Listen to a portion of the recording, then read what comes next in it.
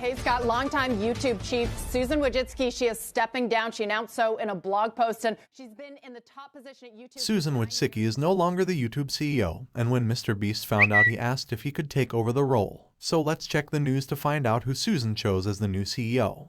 She's been in the top position at YouTube for 9 years, and she's going to be handing over the reins to MrBeast! Okay.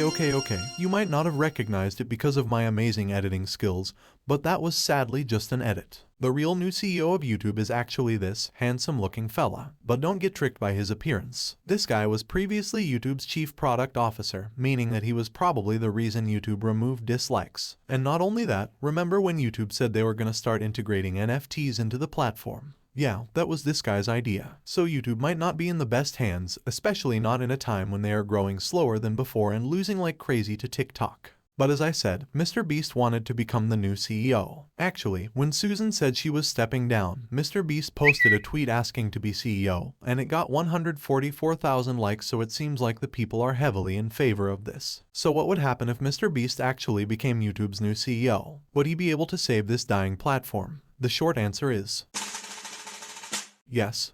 Let me explain. MrBeast has spent his entire life obsessing over YouTube, so if there is someone that understands the platform, it's him. He has also been successful in the process, as he has got over 200 million subscribers across all of his channels. He is the ultimate YouTuber and definitely knows what's best for the creators. And if it's the best platform for creators, creators from other platforms like TikTok might move to YouTube, and YouTube will be the most popular platform again. He has also shown that he genuinely wants to make a positive impact on the world, as he gives almost all of his money. Money for you, money for you.